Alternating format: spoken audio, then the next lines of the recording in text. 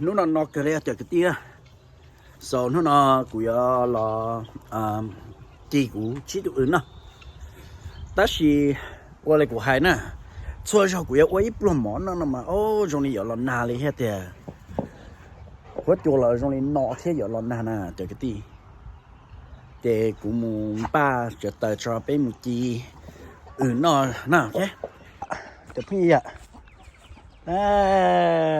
mà mỗi weekend á cứ cho phép đi nè nên mình sẽ cắt chụp lại nữa dạ sẽ cắt chụp lại cho nó này để cho nó tới đó tới đó ô này số một tà này ở này chụp lại ô lúc tống được lọt đây lại tao này xin khí đây ok tôi xem nó sẽ giờ mình giờ lọt đây hậu rồi sẽ cũng tụi đó nào mà lọt cái kia liền nè cho tụi nó xịt thọt thôi là cho tụi chỉ xin giờ chứ thế cái bán nó chỉ tao để hậu phú đây đâu giải về đây tuổi thế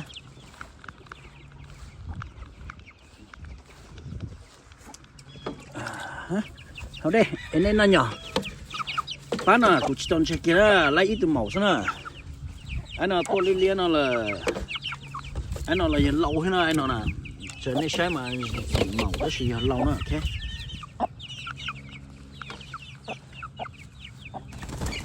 cái chuyện giờ của cháu mình nhiều mấy để bây giờ cho bát thịt tới ha cho ở tụi nó nè để tụi lâu nó mình lo dùng câu thịt tiền ok cái chuyện giờ cái tới lo mà cái chuyện giờ này tới lo bán nó cho tới hết để cho tụi nó tới mà vậy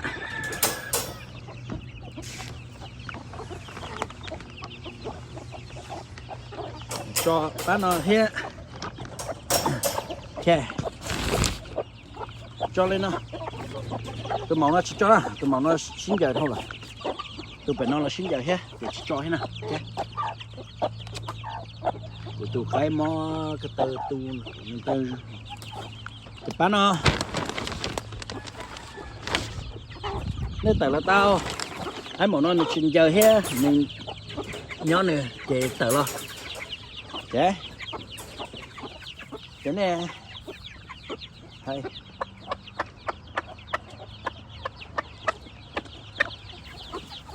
sao của tôi màu A nữa ha, đó chỉ của tôi màu A nó mà nên chơi thầu nè, mấy ít chỉ riêng sẽ để chẳng khi người tự chơi nè, chấm nhiều nó lo nó, chấm nhiều tí chỉnh tự lại ho, chỉnh để tự lại nè,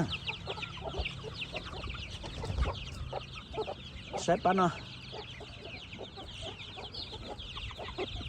ok, bác cái phần này trong tà nữa ok, món trong tà tôi thấy tôi in the process, và cái màu nó tới hiện đặc A đó nè, chờ cái tí nè. Cái món nó tới hiện đặc A đó, sao chơi hiện đặc A đó, đấy này chuyện xin giờ, ôi, cụ cho này chỉ thò là nói ha, cụ cho cái nè, you know, cụ chỉ nên xịt to nè, you know,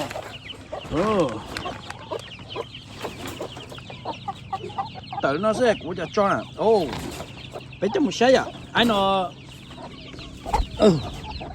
bán nó sẽ có đầu nó ok, nên đầu nó ok. chỉ sao tờ chụp nhớ này xin giờ cho sẽ là chụp bún này tờ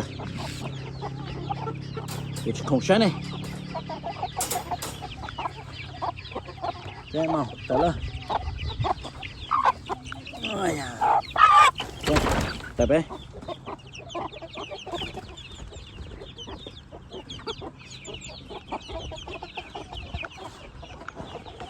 cái bây giờ xin giờ thế nào cụ sai cái cho xin giờ thế nào cụ cho nên tự lo cụ sai cái này cho xin giờ là nó nằm món này cái xin giờ là cái này cái cho tay nè cho sai sai bây giờ lấy nó nè ok cho tay đó lấy nó nè chỉ tụi nè tao cái anh đọc cái này nè cho cái tí nè bên sai nè gì nè ai áo cái chữ vả nè It's Quill. Daddy gonna do it for you. Um, Who did that? he, You. Okay. yeah. Let's fire up the grill and let's cook some Quill. Gì cái kia open fire cho cái tia. Lên nào mà thiết cá nè. Okay. Lên nào mà thiết cá ó. Giờ tôi chỉ muốn open fire cho giờ chiếc cá nè, okay. Mà chi nó nè. Tí sao nó có xé cho mà chi. Mà tí rồi sao?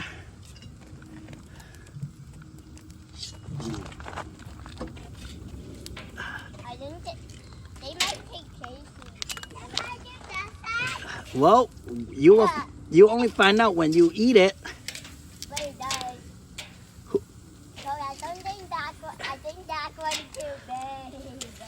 Kenny, are you gonna eat it? Yeah.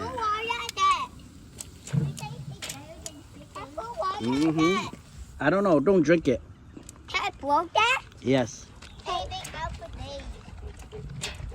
Cú không go mà cú cho sát chi còn nương kinh kinh khổ nè lên đây thiết cá cú nhẹ lên đó nè ok ta chỉ sẽ như thằng nào đi chảo cú tích xong mèo này nè lọt sao cú mèo này ta lại tôi mà cú sáng còn như chị nãy đâu chị chèn gầu xí nè đến nó lên đây thiết cá nè you know. Beautiful, huh? Yes, beautiful. Nhờ tao kitty ơi, hi. Oh, that looks like chicken. Yeah. Okay. Yeah. So, do you think you're gonna eat it? We'll see. I will eat one of my favorite berries. Giờ thì cũng chấm nhiều nó mà dùng nhiều thế này. Cũng chấm nhiều như cho really picky stuff, so bún nhiều nhiều không nè. Giờ giờ tiền liệt gì thế liệt gì cho bún mỏ hết tiền này thế really picky, so cũng là cho khâu sẽ là bún non ok. Cho cái này để cái này, cho cái này, cho rồi nè. Gì cái đấy. I do it king on top of his mother. Oh yeah. Yeah. Are you ready to eat your fatty? Yeah, no, they're too cute to eat. There's no kids to eat. Yeah. Oh well, they're gigantic, huh? That one is gigantic. Lo the tiêu. Oh, don't know. My God, nhà được tiêu rồi. Trong phong yêu cũng non luôn. Memorial weekend nó cũng khi sẽ này sẽ cá một chén ok. Nó được mà khi này ó. Overall cũng mới là cho lên rồi nó nè. Là chỉ cho nó không đâu hết nè. So trong tủ là bảo vệ bự hậu rồi. That guy loves you guys. Yes, I know. I love them too. I love how they sit. Do it. Oh my God. They even know how to sit. That's so cute. Cho vi sẽ lo được tiền liệu cho nó nè. Mày. Vì vì tôi nó kia nè. Chỉ trên đây nè, ok? They are cute. Yep. Okay. Hot. It's okay, fine. Bite. Take a bite. Bigger bite. Hmm? Hot though. It's not hot. Oh. Okay. Eat it. Let's go inside. Okay. Yeah, đó, chụp con dê. Áo em chơi cũng đâu biết hơi cái hết à. Here. Put it ra. Bọn nó rồi bé nó nè, chứ. Nó mỏ nè. Chờ cái tí nè. Giờ chỉ thay nên tiền nó lại trả ta xín nó nè, ok. Xía là gì gác cơ đi ha.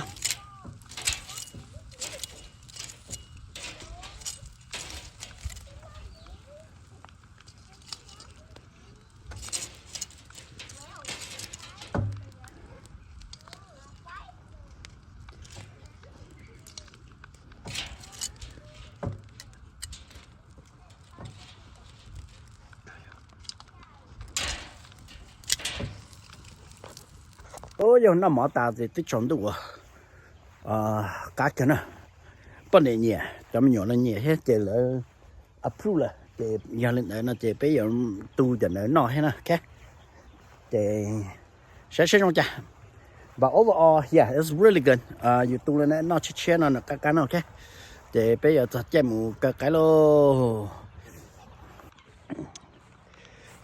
mình nhận cái là lò cho cái tí cái một cây đây ạ này no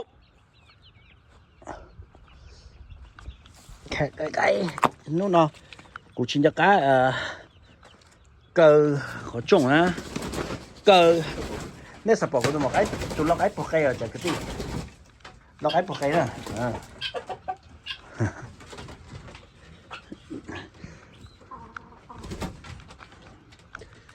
sẽ chẳng kỷ niệm bên cây nó đâu blow cho okay good tôi đau cái này tôi đau ao ilu ok ao chưa to của mắm mà chờ cái tí chị của tứ try mua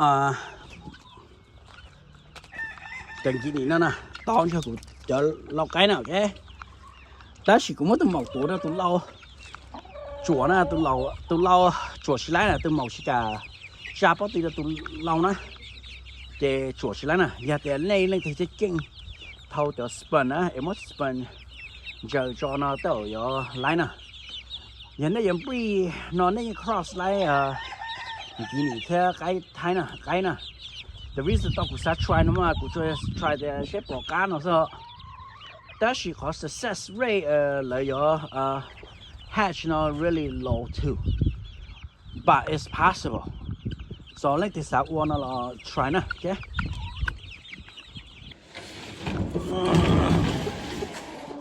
okay cái màu nó đầu nè như nè repeat batch from ba and khẩu tơ ta nè cũng sẽ thôi là bán khẩu tơ này nó để bán khẩu tơ để qua cho cụ chỉ sản luôn á sẽ đằng lại flow cho gì cầu ít lúc đây nè tụi nó chẳng nhận đâu nè cái cầu ít tụ nè so bán nó color trong nó nè I hope cái nó lấy color trong ý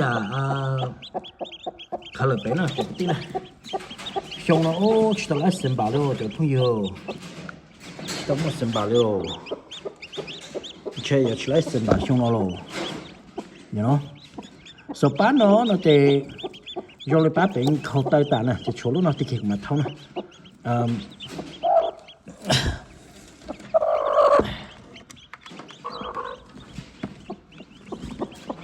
thì giờ nó cũng có trái mỏng nó cho để cái bò chấm nhột để che tóc bò của nhiệt thế đó thì ta sẽ xẻ cái con khâu tay ta là thì hopefully lấy được khả lượng liên cú để như rung câu nó chứ bây giờ thì lấy được rung câu nó là hai giờ rung cái tay chuyền khâu nó thì hai giờ rung nó chứ thì ticket của mình mất thâu tàu anh nó đâu là